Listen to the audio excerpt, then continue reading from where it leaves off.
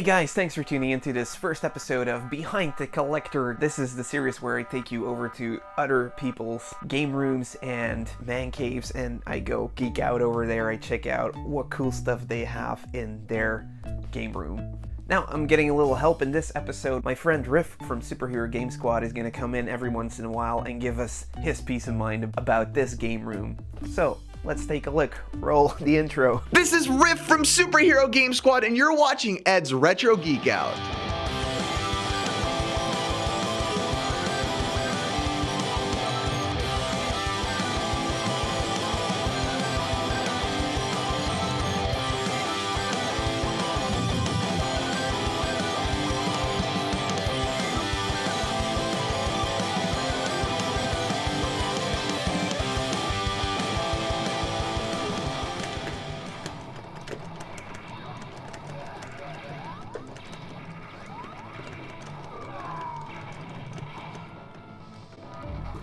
Alright guys, welcome to another Ed's Retro Geek Out. Fuck. Hey guys, welcome to another Ed's Retro Geek Out. Today we're over at JNoxx's game room and I'm playing on a Neo Geo MVS cab. This has all the Metal Slug games in it and loads of other Neo Geo games. So let's take a look at Taz. So Taz, first off, thanks for having us over. Now, the first thing as I come in here, this looks like an arcade room. There's a couple of arcade systems over here, but so far I'm not seeing any games. Where are all the games, man? So far, I'm not impressed at all, guys. I'm really not impressed. However, on Instagram, all I see is games, like loads of CD-based games, cartridge-based games. Where are all these? Well, I wanted to separate them so they're in the basement. Where is that? Well, you have to take the elevator, of course. Did he just say an elevator? For games for our archives? An elevator.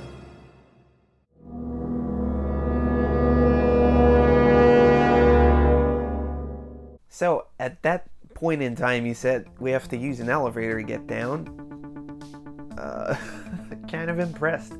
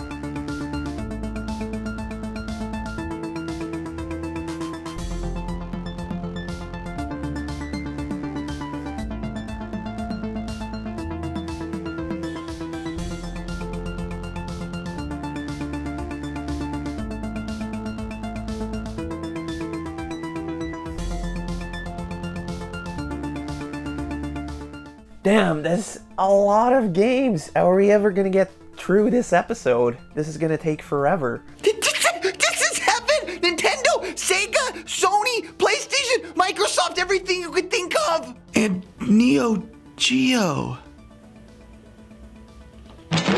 Well, of course, every retro collection these days needs to have loads of NES games, and that's definitely over here. Now, Taz only collects complete in box.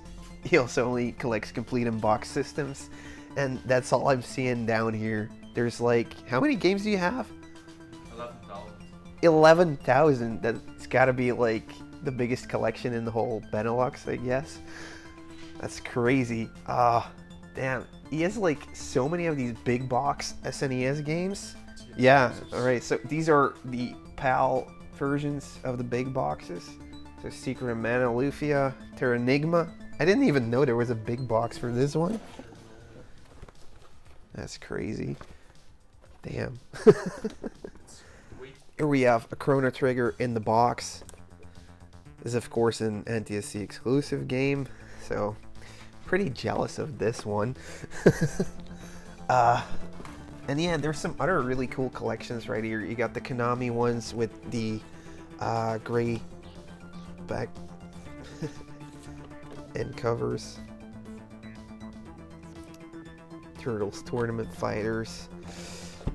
And here, Super Probotector Alien Rebels. That's of course Contra 3. Yeah. All in really nice condition. Here's some of the Capcom games. That's pretty neat how they line them up right here. So this European PAL set for the N64 is almost complete. He needs about 5 more games for this, and as you can see, there's already quite a few rare ones in here. I've honestly never seen Rampage 2 Universal Tour. That's a pretty neat game. Oh my god. Resident Evil 2. Now this game for the PAL release is really expensive, and he also has the NTSC release. That's crazy. And the second Castlevania game. I'm still looking for this one too. Yeah, it's not a good game, but it's pretty cool to have. So then we got some GameCube right here, some more Amiibos, the Wii, the Wii U, and then finally Game Boy. So Taz was born in 1991. His first console he ever got was the original Game Boy. As a kid, he couldn't really get his hands on any consoles for the TV because his parents wouldn't allow it up until when he got a PlayStation 1 from family somewhere down the line, and that's when he finally could play games on the TV. And yeah, over here he's got some crazy games too. And I mean, he has Zen the Intergalactic Ninja on the Game Boy in a mint box. That's a crazy expensive game. So there's actually a couple games I might still need in here. There's Beetlejuice, complete in the box. I mean, how many complete in box games can you have? There's also a lot of Pokemon games now. These are language variants. So this one came out in France, this one came out in England, this one came out in Germany. Cool World, complete in box. And Tarzan, Lord of the Jungle, complete in box. That's crazy. I don't really understand why he's letting me down here just grabbing all of his games. One thing really caught my eye over here, and that's all of these Japanese games. Here's a ton of Japanese games. I don't know what they are, but it looks so cool. As you can see, all of these games come in really small boxes, way smaller than the European or the USA releases.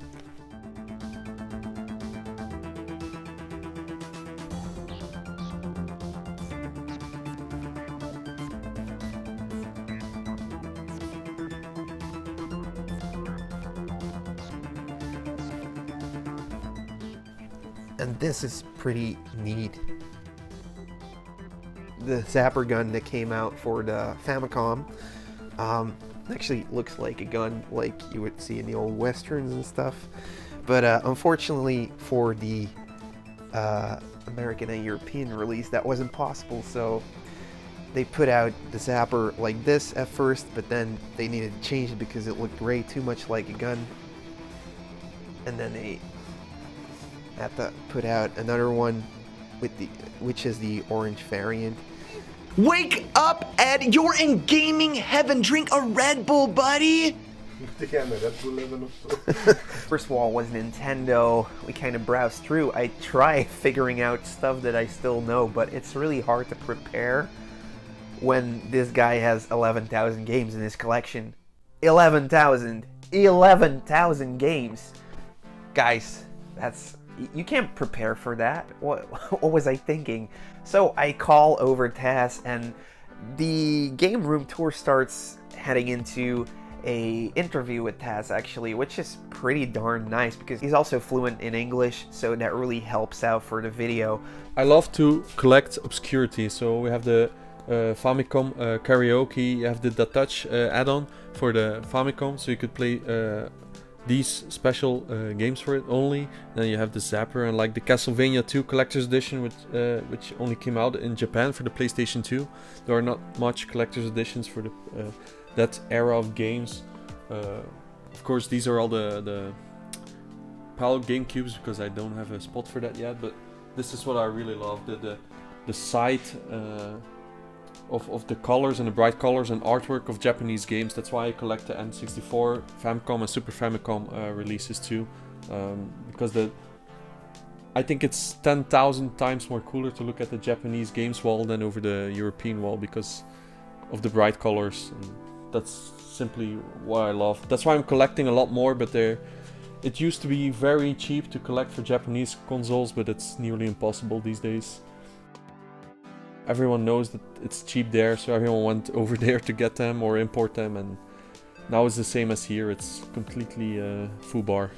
Yeah, I'm also seeing like a Super Game Boy 2. Now that never came out over here in Europe or in the Americas, so can you tell me a bit about that? What does it actually do? Well, the problem why it never came out here is it because everyone here had the normal Super Game Boy, and already everyone was advancing to because everything that comes out in Japan always comes out in that era 2-3 years later here. So the problem is that it came out way too late in their life cycle. But what it actually does is it plays the Game Boy at the normal speed, because the original Super Game Boy plays Game Boy games at a little bit faster speed than it was originally intended. So it had a different feel to the gameplay, and that's what the same Super Game Boy 2 fixes. I'm seeing so much country like region variants. So you collect NTSC games, you collect the European ones, you also collect the Japanese ones, and then you also collect all the consoles in the box. I mean, most collectors go for one thing. So he collects 3 of each. He has the PAL release, the NTSC release, the Japanese release.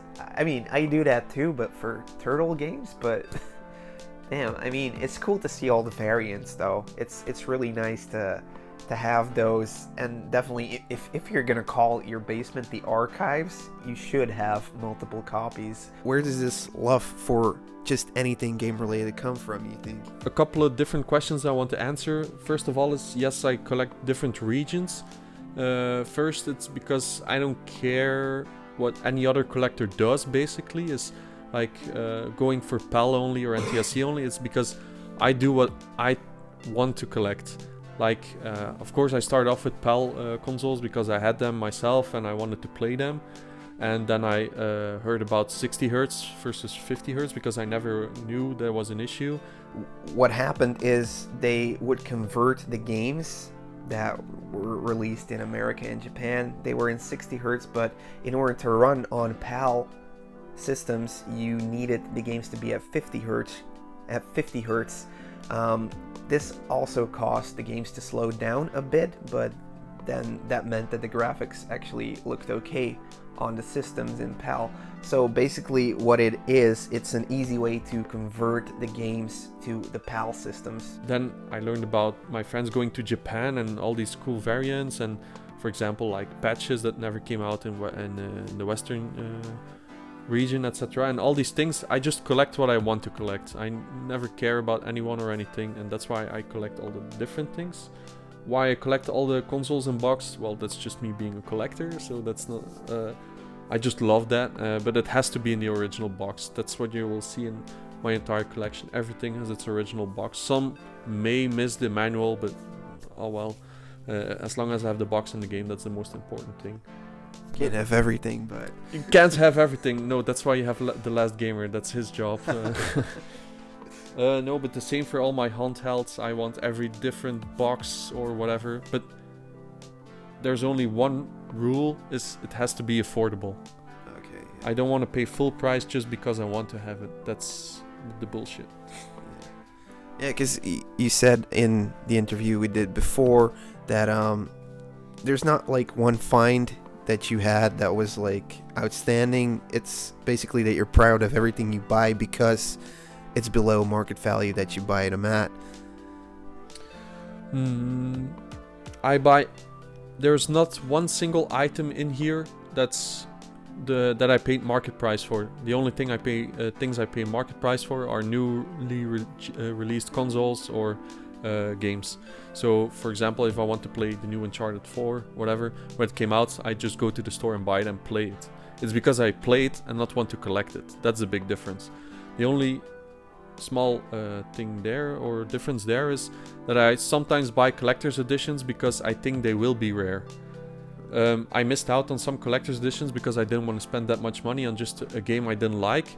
But then when I want to buy it for the collection, because I do go for a complete set for PS4, etc., that it's nearly impossible to find, or 400 or 500 euros more than its original price. And I try to never buy something that or pay more than its original market price. And that's why sometimes when I see a rare collector's edition, or I think it's gonna be rare, then I might buy it already. Okay. That's the only small difference. Yeah, so, but you're really a gamer, but also a collector. That's where the difference lies. So you will pay full price for a game you want to play, and then collecting-wise, you just stick to your program of buying them, well, not cheap, but still getting them at an affordable price that you're comfortable with. Yeah, exactly. First of all, a lot of people ask me, like, do you also play the games? Yeah, of course.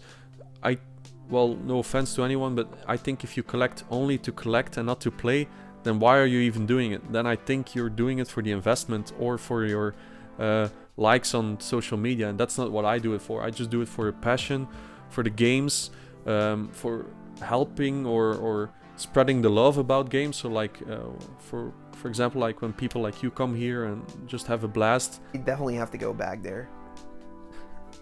And talking about going back there, what you can actually do is you can make an appointment with Taz, and you can bring up to 3 or 4 friends, and he will show you around the archives. He'll hook up the systems, you can come and play, and you can check out the whole collection. Okay, we're moving there. Mikey, Ralphie, pack your bags, we're moving there. I'll make the appointment. So yeah, get in touch with Taz about that. I will leave all of his links down below. He also has a Twitch channel that almost every day he streams on. He has a YouTube, he has a Twitter, he has a Facebook. Oh my god, this is so awesome. That's what I do it for. Not because I get likes on Instagram. And I think that's the main difference between gamers and collectors, and I'm a bit of both. So I have my gaming rig inside too, in the house, and I game every single day, and I also stream on Twitch, etc. It's just because I love gaming and I want to share the passion. And then I also have a small knack for collecting, but I've had that my entire life. It's not only games I collected so far, I collected other things, but since gaming is my biggest passion, it just aligns the most with my collecting habits. Yeah, and this is just crazy. This is a whole downstairs is just filled, every hook and cranny with games over here. Now, in every game room you see all the Nintendo stuff, but let's take a look at some of the weirder stuff, some of the more obscure stuff people don't really collect for, like maybe some Sega, maybe some Neo Geo. Everywhere Ed looks, video games. Rev does look familiar though, doesn't he? I feel like I've seen this guy before somewhere. Maybe you could kind of say that's the way the pursuit plays out. If you want to stay up to date with current games and you love them, but you also love retro games, you're going to want to check out Superhero Game Squad. I promise we show equal love to all gaming. So we got some Neo Geo stuff right here. I have no clue what I'm looking at, so Taz, maybe you can explain again.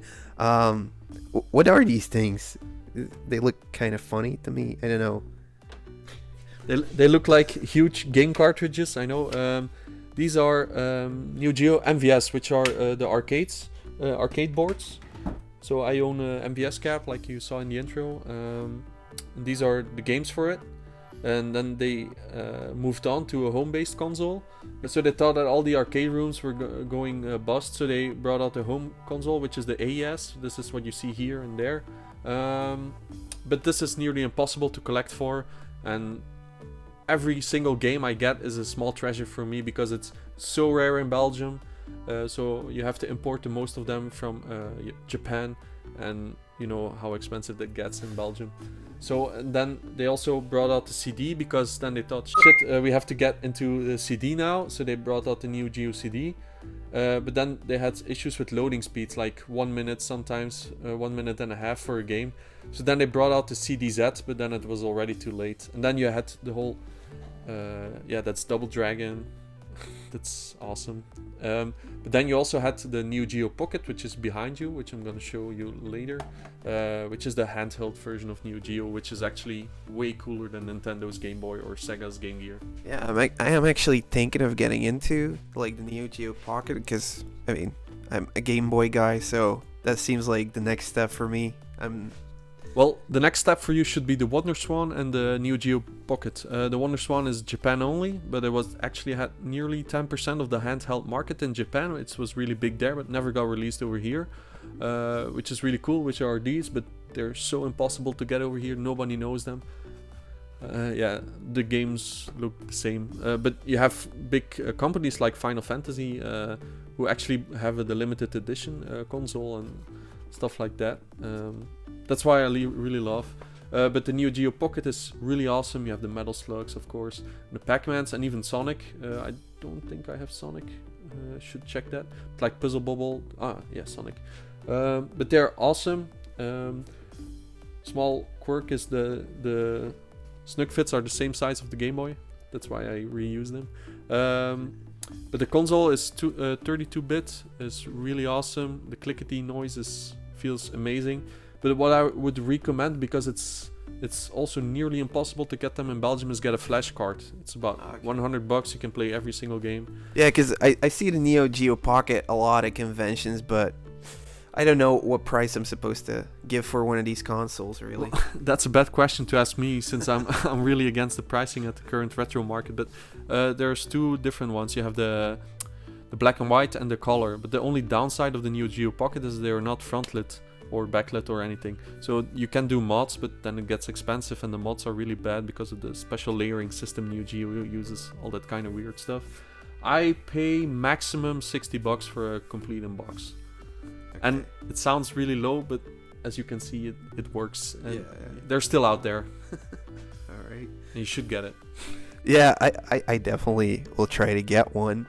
Loads of Sega stuff over here. I have a wall for every console I have, so I have the Nintendo, Xbox, and this is my Sega wall. I only got into Sega a couple of years ago, but a small story is that I used to have a Game Boy, but my nephews got the Game Gear.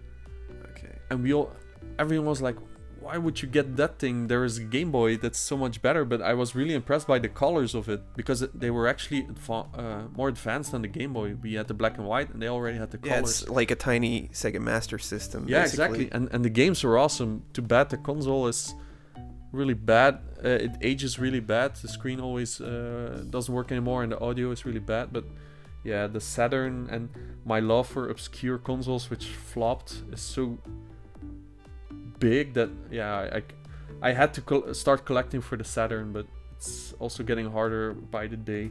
But they had some great games. Not all of them are great, but you have to look at them in nostalgia and just enjoy it yourself. Yeah, I mean, Sega has so much weird stuff. They have the 32X, they have Dreamcast, Saturn, Sega CD. Because Mega CD is the same thing as Sega CD, or did I get that wrong? Cause no, yeah. I'm not really you also have the Jet, the Mega Jet. Yeah, I saw that one. Yeah, that's one thing I'm still looking for. But the weird thing that Sega does is, like you can see, there's different kind of boxes. You have the European ones, you have the American ones, you have the weird European ones, the plastic ones. So that I already don't like that, is that they came in different boxes, and the European boxes are really shitty, but the American ones are too. But same for counts for Dreamcast. They're so bad, they're horror. I would prefer the American ones, but I like the look of the European ones. That's why I have the Japanese over there and the American ones. But Sega has some really cool games, especially for the 8-bit and the 16-bit, which is my favorite next to the Dreamcast. But mostly because they're just NES ports. Not NES ports, but the same games. That's why I love it. They have some special ones like Sonic, but I'm not a Sonic fan, so sorry. That's okay. Gold Master Review Kit, not for sale. So, press kits. Yeah, okay, there's some shitty ones, but like Spider-Man, Virtual Tennis, Pandemonium, Tomb Raider, Splinter Cell, Puzzle Bobble. There are some really good games on there, but Yeah, it never caught on because of the failure of Nokia on the first one, and they tried to save it with the QD, but to no avail. So Nokia put out a gaming system?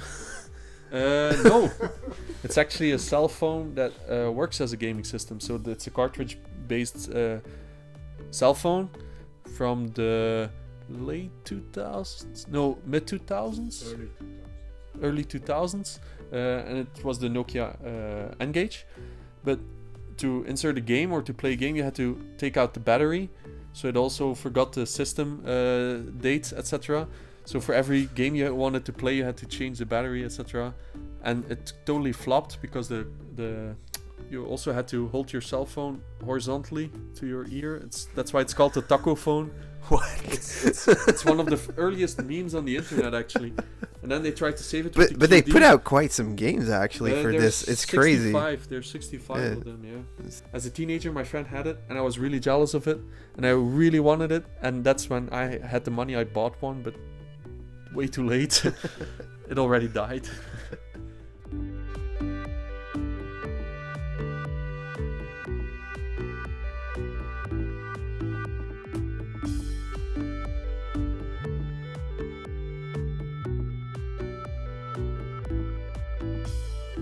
So you have a ton of PlayStation games over here. Now, the latest one is, of course, a PlayStation 4, and this looks like quite the big collection. Also, just tons of press kits over here. So let's talk about that for a while. First of all, I'm a big PlayStation guy. I also love Xbox, but in this generation, PlayStation 1 for me personally. So no offense to all the Xbox fans who attacked me before. PlayStation 1 for me, so I decided to go for a full set from the day it got released.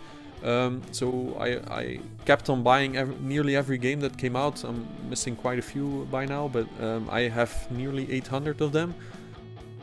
But I have nearly every press kit that exists and nearly every collector's edition that came out for it. Also the, for example, Spanish exclusives or sometimes American exclusive, Japanese exclusives. Not all Japanese exclusives. Collector's editions, because some of them are some really weird dating sim high school simulator stuff that I'm not into. So I don't buy all of them, of course, but I try to keep up with them at least. So I have every limited run game. I nearly own every press kit for the PlayStation 4. Doesn't it like get expensive to get? Because these games are obviously new. They're not really. There's not really an aftermarket yet, and stuff like the limited run games, they're basically just bait for really an aftermarket boost, because after they stop releasing those, people are gonna want them. What are your thoughts on that? Okay, so there's several things. First of all, there is an aftermarket for PlayStation 4, because most people forget, but the console is getting close to 5 years old now. So by this time, a lot of people already or just bought it and got bored of it and are selling it. There's a lot of games you can get for $5 already, and my favorite strategy is when a new game come out is I wait like 1 or 2 weeks for some guy who bought it and got bored of it or needs money for weed, and then I buy his game for half the price. That's how I get 50% of my collection. Oh yeah, it's pretty interesting to hear the tactics he's using to get this fairly large amount of new games. I mean, they're coming out pretty fast. And like 40%, no, maybe not 40, I get new because I want to play it. I played a lot of PlayStation 4. Yeah, it's like you said, like the games you really want to play, you go out, you buy them day one, and then the rest you're just waiting like a hawk to get them at a better deal. Yeah, exactly. But I really have a lot of games that people never heard of it because they're never in the stores. Not all online stores have them, and sometimes I have a friend who has a store and I ask him like, can I get this game because I know it's going to be released, and he says there's not any of my sellers or his import stuff that sells them, so I have to get on very dubious websites to get them, but mostly they get here, so that's not the problem. But that's fun. But for your limited run question, yes, it is horror. They're not super expensive. They're $25, which is like 18 euro, 19 euro, which is okay for a game. So, but then the shipping adds on, etc. So for me personally, it's still affordable, but I don't like the idea. I like the idea they helping developers. That was the idea in the beginning, but now they realize they make money. It's a very. It does seem like they're trying to just hop into the retro gaming bubble with these, because I don't know if most of the games are, but the games I see are usually like retro inspired and stuff. Okay, first of all, personally, I think in the beginning, their idea was basically to put out physical games because that's dying, and then they started realizing it's a lot of retro guys are hopping into it, plus collector guys, so it changed a bit. But yeah, the most of the games are inspired, but you also have like Apes Odyssey, etc. Releases, which is awesome. And for me personally, like Jotun is a really awesome game. I really enjoyed playing it and finishing it. But there is also some fun indies like Octodad, but lately there's a lot of, let's not say trash, but there are some bad ones in there. So it's getting hard for me because I still want the full set. Same with PS4, but on the other hand, it's like because there's like 6 companies now who put out limited games. You have PlayAsia limited run games, Strictly limited run games, super rare games. So it's getting really hard to keep track of all the new companies popping out of the ground and getting all the games. There's also a special limited run company in Spain who put out 2 releases, and I bought them, but they never arrived, and now I'm still looking for them. How many like regular releases are there, and are there a couple of games that you really recommend people to get? I mean, if the aftermarket is alive, what games should people be looking for? Oh, that's a question I'm not gonna answer because I think everyone has a personal style. I always say go for the PlayStation exclusives because Sony always invests in pretty good companies, except No Man's Sky, because we're not gonna talk about that. But for the rest, all the normal games or the exclusive games, just get them. But there are also a lot of games that came out on Xbox too, and that's gonna be great. But like Crash Bandicoot, they just announced it's also gonna be released on Xbox One and Switch, so you shouldn't get that on PS4 now. But no, I'm not gonna go into the question of recommending one. But there's a ton of games. I personally own nearly 800 of them. I have some doubles for cover variants, etc., and collector's editions versus day one editions, because that's another thing I really hate is you have day one editions, limited edition, collector edition, exclusive edition, website exclusive editions, and then it gets into a whole new shitstorm. It's just crazy. Why is this one in like a protective case? Because this was the first one released by Limited Run Games, and I bought the case with it. Okay. But I stopped doing that because I thought if I have to buy these cases again for all my 800 games, then it's gonna be expensive. I have it for Vita too. Being surrounded by video games plain and simply puts you in a good place in life as a gamer. It makes your heart whole. So the biggest collection you have is the PlayStation 2. The downside to the PAL PS2 games is that even when you have a wall like Taz, it's just a white wall. There's several reasons for that. First of all, it's one of my favorite consoles I owned. Second, it is an awesome console. I think nearly everyone loved their PS2. I think nearly everyone had a PS2. Exactly. I was like the only kid that still had an N64 when everybody was playing PlayStation. Isn't it the most sold console, or did the Wii take over by now? Yeah. I think PS2 is the most sold console in the world. Yeah, so. I think it's also because it was a DVD player, so your parents could use it as a DVD player, but at the same time you had a console for the kids. So. No, you actually have a great point. It's the same with the PS3 and the Blu-ray. But I own about 1,000 of them, but let's say there's like 60% of it shovelware. So you got it. There's 2.4 thousand PAL games released, I think. So let's face it, about 80% of it is pure shit. Yeah, they did put out just any movie and well, yeah. That I don't mind, but there's like pool, snooker, 1, 2, 3, 4 gazillion, all those weird pet games or like 2D indie games that were made by a drunk guy on one evening. It seemed like they got released, so it's so shit to get out of. Yeah, all the football games. There's like 60 football games, FIFA, Pro Evolution Soccer, and darts. Yeah, but I still love it, and that's why every game I can get, I get. Plus, it's super cheap. Yeah. Well, it's it used still to be super cheap, sorry. it's gonna get more expensive, I think, in the years to come. There. Yeah. It's PS1 now, so. Another cabinet full of PS1. Yeah, so as you told in one of your other clips, is I got the PS1 from my uncle, but we just didn't have the money to buy games, so we had it chipped. So we rented games and we chipped them, and so when I had the money, I actually bought the games. But of course, I played the Crashes, the Spyros, all the classics, and so Heart of Darkness, which is one of my favorites, also is. I knew I had to get them again, but like I just said, it's getting really hard again for PS1. All the titles are getting doubled or tripled by the year nearly. Like Crash Bandicoot has sold millions and millions and millions of times, and is now like 30, 40, 50 bucks, and it drives me crazy. Yeah, it's sad to see because, I mean, there's tons out there. We know there's tons out there, but still people are trying to get 40 euros for it. It's crazy. No, the problem is that people pay 40 euros for it. And that's the big difference, is the higher the prices are, the people keep paying it. The prices won't rise if the people don't pay it, but the generation now that starts getting into their jobs and start getting money is the PS1 generation. That's why the NES, etc. already was fucked, because all those guys already had the money, and now it's the PS1 generation, and now the PS1 is on the rise. So I think PS2 is gonna be soon, because PS1 is already as a limit, nearly.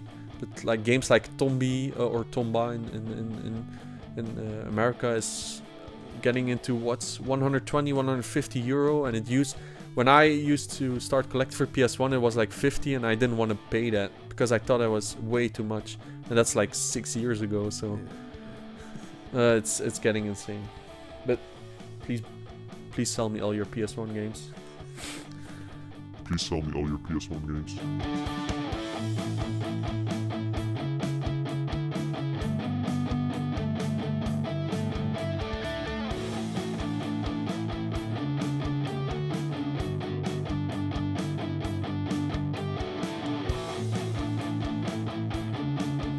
So I have actually never played an Xbox before, but here's a wall of Xbox games. So what do I need to know about this, Stas? Well, it's a big competitor of the PS2, of course. But for me personally, it was actually a console my neighbor had. So I used to play it with the big Duke controller. So you had to yell at someone to press the X button in the kitchen because the controller was that big.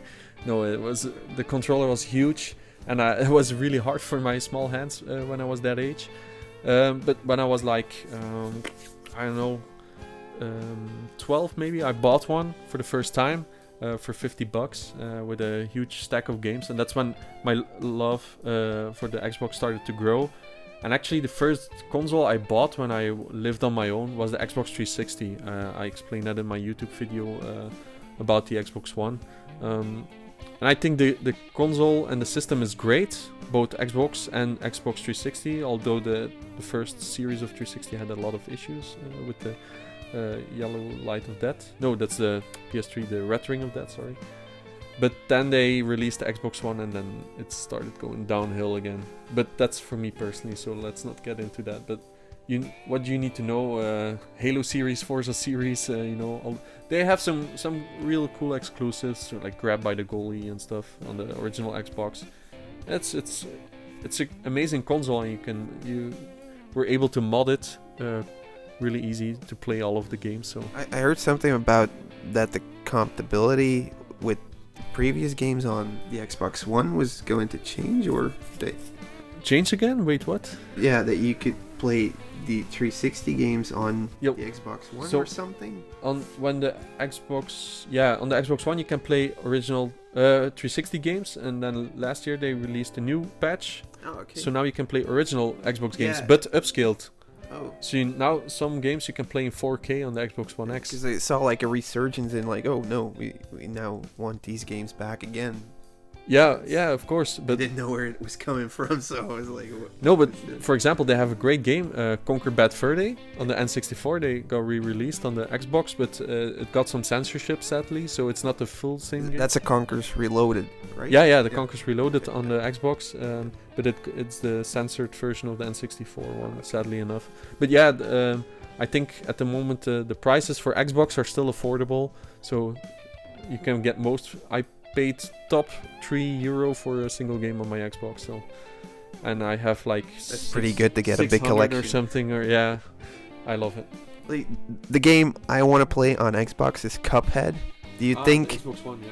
Do you think that Cuphead will get a release on another platform, or is it out of the question like the Crash Bandicoot Insane Trilogy is gonna get released for Switch and? Well, it all depends on the licensing, but I think they're being really secretive of how the licensing is, because I'm scared that Microsoft bought exclusive rights.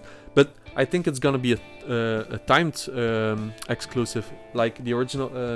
The reboot of Tomb Raider was 1 year exclusive to the Xbox One, and I was really pissed, but that's why I got the collector's edition on Xbox One. And I think it's gonna be the same with Cuphead, because I heard some things about Cuphead maybe getting a Switch release, but you know, I hope so. they're really secretive about that. But I really hope so, because it's a game that would work really well on the Switch, and it's one of the coolest games I played in 2017. I want to play it so badly. Yeah, I understand. Okay, Cuphead is a fantastic, amazing, near I say perfect game. Trust me, I believe so. So over here on this wall we got some more obscure stuff, loads of special editions, and some PlayStation 2 Japanese games. Are those the exclusive ones, or? No, it's actually what my Japanese source wanted to sell me. There are some exclusive ones in there, but there's also some more generic ones like Kingdom Hearts or whatever. But like I said, I loved the cover art more on the PS2. So, and I were so cheap, I had to have them. That's the same for my PS1 and PSP. PSP is just because it's also region free, so it's really awesome. But yeah, this is my obscure wall, like the Pikachu, Pokemon Pikachu, Tamagotchi kind of clone. I really wanted that. I saw it at a convention. I was like, I will buy that now. I'll throw my money at you. Yeah, something like that, but for a decent price though. But for the rest, these are all the smaller collector's editions or press kits that I really wanted to put in the highlight or spotlight or whatever you want to say, and that's why I have this special little wall here. What's the weird orange thing? The weird orange thing. Oh yeah, that's the pre-order exclusive of Naruto for the Nintendo GameCube. So the Naruto on the GameCube was the first released title of Naruto as games, and this was the pre-order exclusive little bag that you could put on your belt. So it doesn't have the game, it's just like a promotional item. Yeah, it's really. a promotional item. I love to collect them. It also says not for sale. I have about 20 boxes with promotional items in my attic here, but it's really hard to display most of them. That's why there's not a lot of it here, but I'm working on it. I don't think there's like a lot of GameCube stuff either. Like No, not promotional for the GameCube, stuff. but I mean for also. Yeah, but I mean just in general for the GameCube, I think it's pretty hard also to get promotional items or. Yeah, it definitely is, and I mean GameCube in general is just really weird because, for example, in Japan it's impossible to buy a single game there because it didn't really sell well there. So that's why I don't have a lot of Japanese GameCube games. But I think the boxes are 10,000 times better again than the Pelic ones. Yeah. Small little cube boxes. Alright, so it's like after midnight already. We got here pretty late. Sorry about that, Taz. No, share the love, man. But yeah, we could probably go on and on in this collection room. Maybe we need to come back. If you want us to come back over here, leave it down in the comments below. This is going to be it for this collection video, this Behind the Collector one.